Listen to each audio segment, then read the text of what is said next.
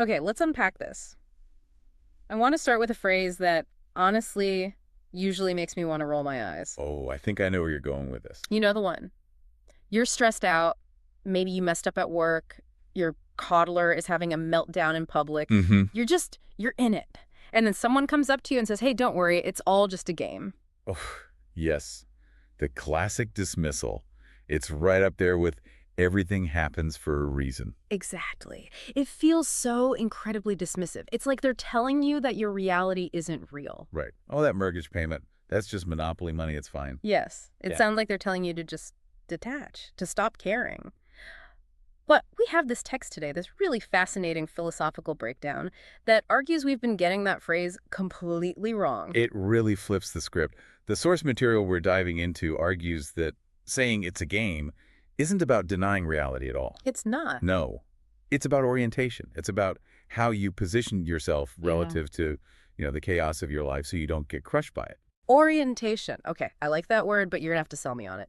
Because orientation sounds like something I do at a new job, signing tax forms for 4 hours. So what's the actual mission of this deep dive? It is pretty radical. The core idea here is to help you, the listener, move from a mindset of life as performance to life as play. Okay. And before you tune out, this isn't just about, having more fun. It's much deeper. It's actually about efficiency. It's about why chilling is a high-functioning state, biologically speaking. And why adults are so bad at learning new things compared to kids. Exactly, because we've forgotten how to play the game. So the promise here is that by the end of this, we're going to understand how to stop treating every random Tuesday afternoon like it's a final exam for our entire existence. That is the promise. We want to take the weight off, not by caring less, but by caring differently. All right, I'm listening, but I'm skeptical. I definitely treat Tuesdays like exams. I treat breakfast like an exam, so let's get into the mechanics. The text says life functions like a game. What does that actually mean? Well, hopefully we can avoid flipping any Monopoly boards. The source breaks it down into 4 components. It says life is like a game because it has rules, feedback, consequences, and learning loops. Okay, hold on. Rules and consequences sounds a little sterile, like a compliance manual, not a philosophy for living. Ah, How's that helpful when I'm stuck in traffic? it sounds sterile until you look at the alternative. The source makes this brilliant point that most of us aren't living by rules and consequences. We're living by expectations and judgments. Ooh, okay.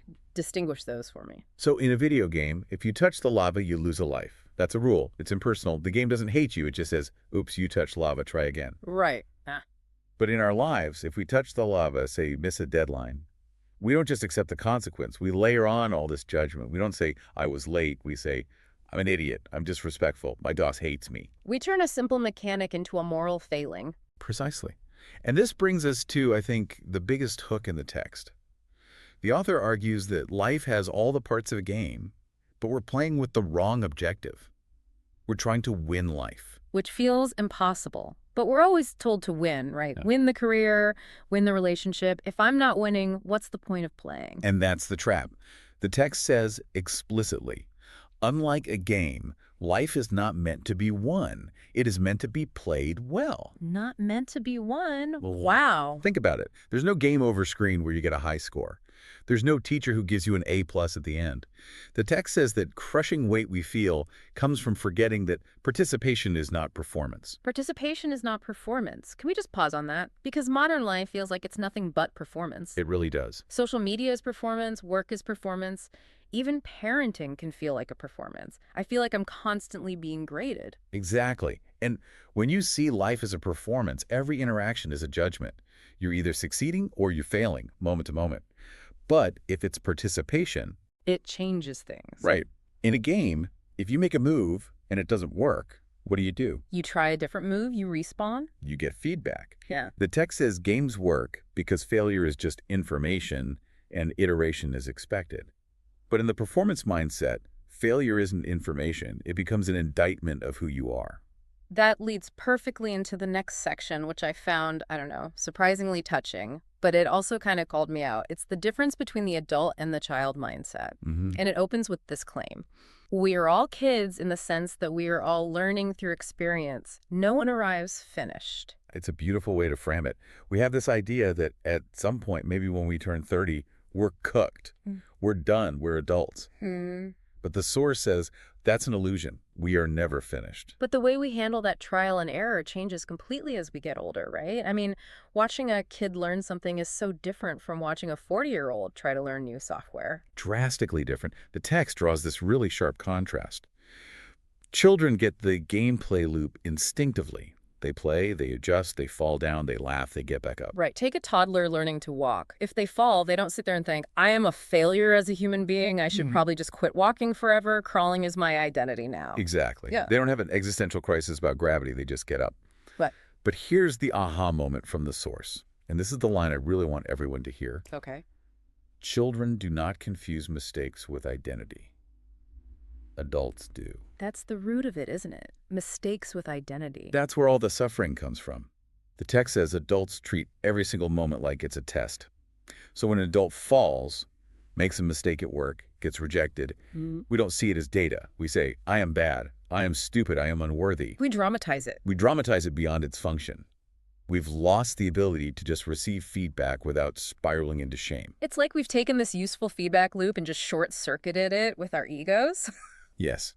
And that brings us to the physiology of all this, which is where the text gets really practical. Because this isn't just philosophy, it's biology. It is, and the text starts using these terms like chillin' and vibin'. And I'll be honest, when I hear vibin', I don't think peak performance. I think of a teenager ignoring their chores. You picture a couch and a bag of chips. 100%. If I tell my boss, don't worry, I'm just vibing on the quarterly report, I'm getting escorted out of the building. So how does the source reconcile that? This is where it gets surprisingly scientific. It's arguing we've culturally misidentified what chillin' is biologically. We think it's lethargy. The author says vibin' is just code for a regulated nervous system. Okay, so it's not checking out, it's calming down. It's feeling safe. Think about that performance mindset. High stakes, high pressure. Biologically, that's a fight or flight response. Your cortisol is up, your vision narrows, you're looking for threats. Which is great if you're running from a bear, but terrible for, like, writing code or listening to your partner. Exactly. When you're tense, you're stupid. That's the blunt truth.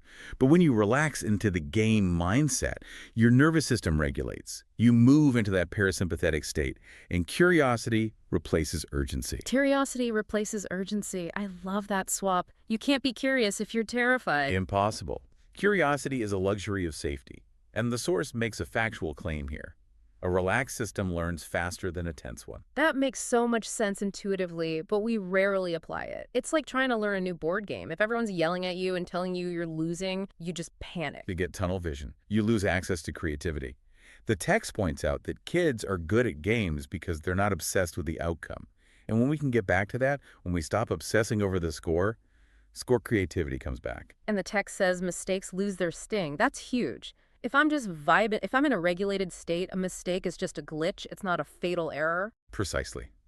And that allows for what the text calls a creative return. Joy becomes accessible again. You can't feel joy when you're terrified of failing. You can only feel relief.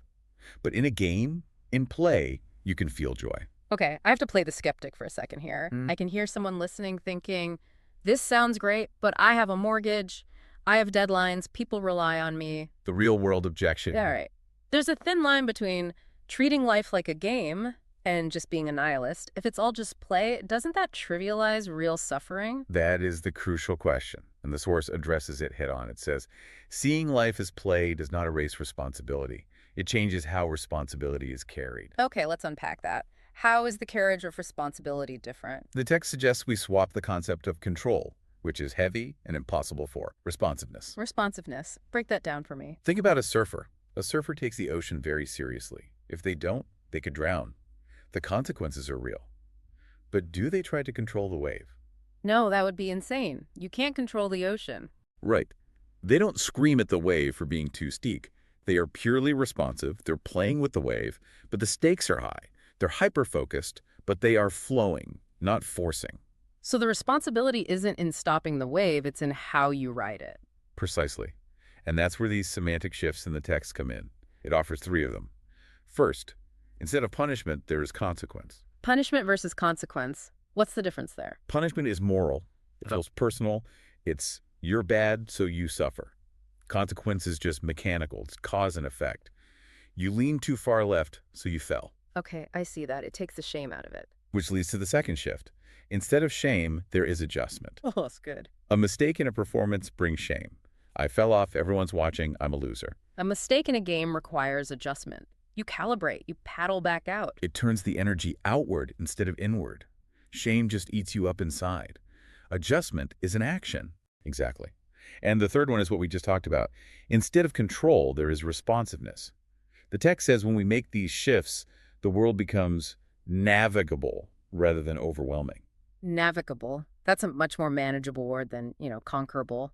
It just means you can get through it. And that's where meaning comes in. The text says meaning becomes emergent rather than imposed. What does that mean? Imposed meaning is, I must be a VP by 40 or I'm a failure. It's brittle. If you don't hit it, you shatter. Right. Your whole life feels like a waste. But emergent meaning comes from the experience itself. The ride is the meaning. It reminds me of that quote from the text, "Fun is not the opposite of depth. Fun is often how depth becomes bearable." That is one of my favorite lines. We think that if something is serious, it has to be miserable. We think suffering proves we care. Look how stressed I am. That shows I'm a good employee. Oh man, I feel that. I'm losing sleep, therefore I am dedicated. But the source argues that fun, that playful, regulated state, is the utility that lets us go deep without breaking. It's the suspension system for the car. That's such a good image. Because the potholes are coming, the game is going to throw obstacles at you. Yes. And if you're rigid, you shatter. If you're playful, you bounce. The text says when people are relaxed and playful, they make better choices, connect more easily, and recover faster. Recover faster. That's the key. We're going to mess up. The question is, do we spend 3 weeks hating ourselves, or do we respawn and try again? And the goal here isn't domination. The text is so clear. The game is not about domination or mastery. It is about participation with awareness. Which is funny because domination and mastery are all over motivational posters. Crush it. Master your destiny. But that's the performance trap again. It suggests there's some final state of perfection you can reach. The game perspective admits you're never finished. You're always in motion. And most importantly, no one is watching to grade you. That's the liberation right there. There is no teacher with a red pen at the end of the day. Unless you're literally in school, in which case, sorry, someone is grading you. But for life itself, there's no scorecard. No final score. Just the experience of playing. The text ends with this really evocative image. It describes life feeling lighter, relationships softening, and this realization that you are inside existence, not fighting it. That's the orientation shift we started with. If you're fighting existence, trying to control the ocean, you're constantly exhausted. If you're inside it, moving with it, you have energy left over. That is vibing. That's the state where you're actually most effective.